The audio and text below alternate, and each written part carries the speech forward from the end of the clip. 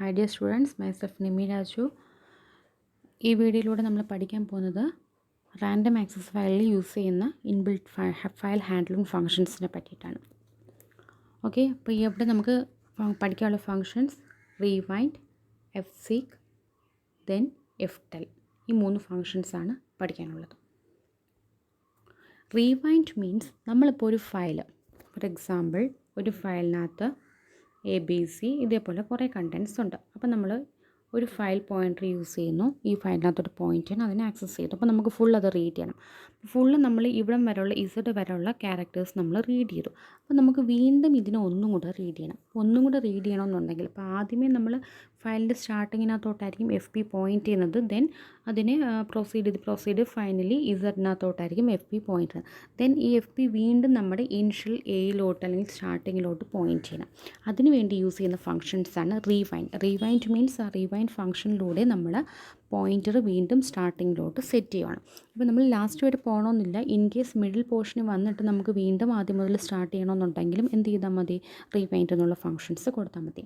So the function rewind sets the file pointer at the beginning of the stream. It is useful if you have to use the stream many streams.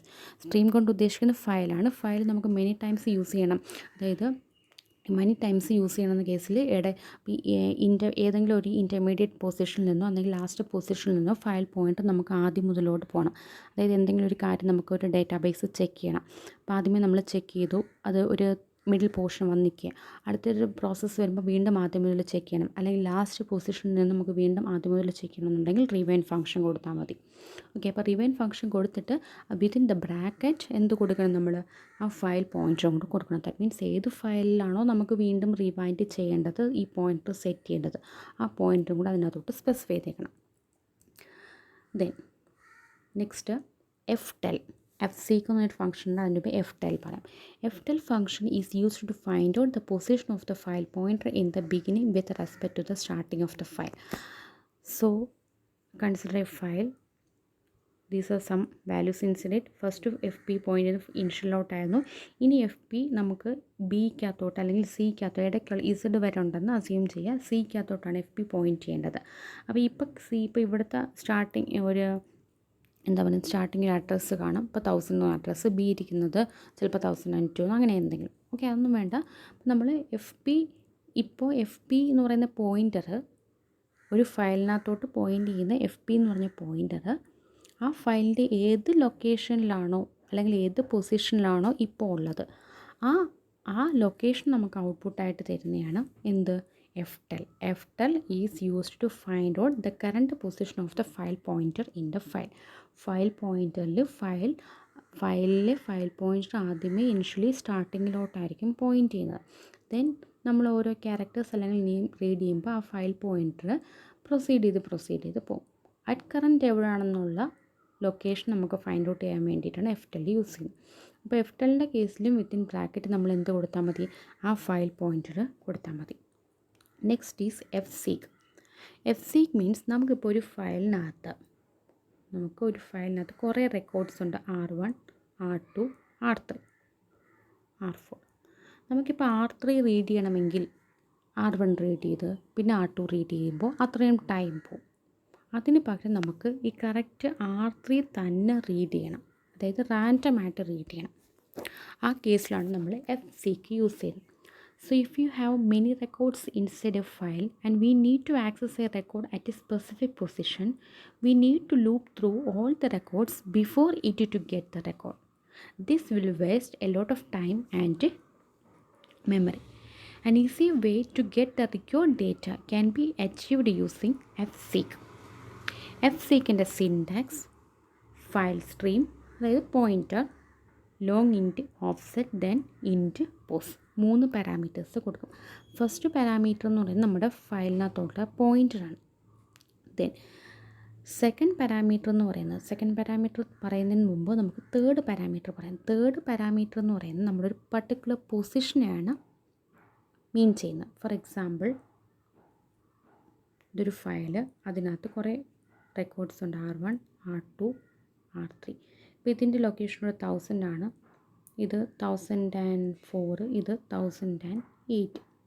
Okay, അപ്പോൾ ഈ 1008 R3 ആണ് നമുക്ക് വേണ്ടത്. അപ്പോൾ നമ്മൾ 1000ൻ്റെ കൂടെ 8 എന്ന് പറഞ്ഞൊരു ഓഫ്സെറ്റ് വാല്യൂ ആഡ് ചെയ്തിട്ടായിരിക്കും നമുക്ക് 1008 കിട്ടുന്നത്.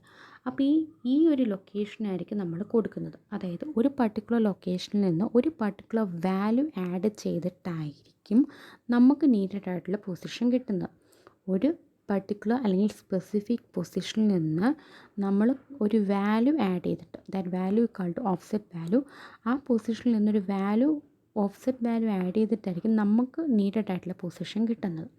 സോ എവിടെയാണോ നമ്മൾ ഓഫ്സെറ്റ് ആഡ് ചെയ്യേണ്ടത്, ഹിയർ നമുക്ക് 1008 R3 ആയിരുന്നു വേണ്ടത്. അപ്പോൾ സ്റ്റാർട്ടിങ്ങിലുള്ള 1000ൻ്റെ കൂടെ 8 എന്ന് പറഞ്ഞ ഓഫ്സെറ്റ് വാല്യൂ ആഡ് ചെയ്ത് നമുക്ക് 1008 കിട്ടും. അപ്പോൾ ഈ 1000 നമ്മൾ ഈ ഓഫ്സെറ്റ് വാല്യൂ 8 ആഡ് ചെയ്ത് 1000ലോട്ടാണ്. ആ 1000 എന്ന് പറഞ്ഞ ലൊക്കേഷനായിരിക്കും നമുക്ക് എവിടെ തേർഡ് പാരാമീറ്റർ ആയിട്ട് തരുന്നത്.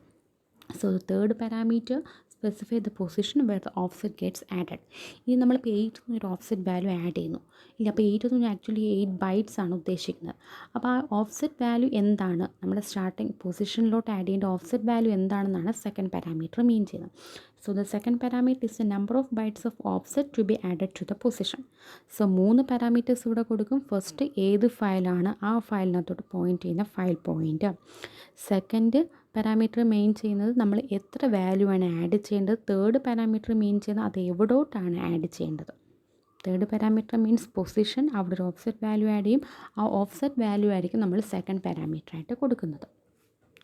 ഓക്കെ, അപ്പോൾ ഇവിടെ പൊസിഷൻസ് ആഡ് ചെയ്യുമ്പോൾ നമ്മൾ പൊസിഷൻ ആഡ് ചെയ്യുമ്പോൾ സ്റ്റാർട്ടിംഗ് നിന്നാണ് ഞാൻ എക്സാമ്പിൾ പറഞ്ഞത്, സ്റ്റാർട്ടിങ് തന്നെ ആയിരിക്കണമെന്നില്ല. അപ്പോൾ നമുക്കിപ്പോൾ കുറേ റെക്കോർഡ്സ് ഉണ്ടെങ്കിൽ അപ്പോൾ നമ്മൾ ചിലപ്പോൾ ഈ 1000 എന്ന് പറയുന്നത് കൊടുക്കും. ദെൻ എന്താ 1000 ഓഫ്സെറ്റ് വാല്യൂ കൊടുക്കും, സ്റ്റാർട്ടിങ് കൊടുക്കും. ചിലപ്പോൾ നമ്മൾ മിഡിൽ വാല്യൂ ആയിരിക്കും കൊടുക്കുന്നത് 1008. ആ 1008 എന്ന് പറഞ്ഞ മിഡിൽ വാല്യൂ ആണെങ്കിൽ അവിടെ നിന്നായിരിക്കും, അതായത് ഒരു മിഡിൽ പൊസിഷനിൽ നിന്നായിരിക്കും നമ്മളൊരു ഓഫ്സെറ്റ് വാല്യൂ ആഡ് ചെയ്യുന്നത്.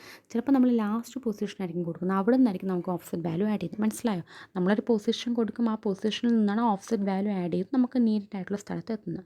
അപ്പോൾ നമ്മൾ പറയുന്ന പൊസിഷൻ എന്ന് പറയുമ്പോൾ ചിലപ്പോൾ സ്റ്റാർട്ടിങ് ആയിരിക്കാം, ചിലപ്പോൾ എൻഡിങ് ആയിരിക്കാം, ചിലപ്പോൾ നമ്മുടെ ഫയൽ പോയിൻ്റ് നിൽക്കുന്ന ഒരു കറണ്ട് പൊസിഷൻ ആയിരിക്കും. ഓക്കെ, ഇനി പൊസിഷൻ ആയിരിക്കും. സോ അതായിരിക്കും നമ്മുടെ ഇൻ്റെ പൊസിഷനകത്ത് നമ്മൾ ആഡ് ചെയ്ത് കൊടുക്കുന്നത്. അപ്പോൾ അത് ആ ഡിഫറെൻറ്റ് പൊസിഷനാണ് ഏതൊക്കെയാണെന്നുള്ളത്. അതായത് നമ്മുടെ ഇവിടുത്തെ തേർഡ് പാരാമീറ്ററിൽ നമ്മൾ പൊസിഷൻ ആഡ് ചെയ്ത് കൊടുക്കുമെന്ന് പറഞ്ഞു, പൊസിഷൻ കൊടുക്കുമെന്ന് പറഞ്ഞു. ആ പൊസിഷൻ എന്ന് പറയുന്നത് എന്തായിരിക്കും, സ്റ്റാർട്ടിങ് ആയിരിക്കാം, അല്ലെങ്കിൽ എൻഡ് ആയിരിക്കും, അല്ലെങ്കിൽ കറണ്ട് ആയിരിക്കും. അതാണ് seek set, seek and seeker. Seek set means starts the offset from the beginning of the file.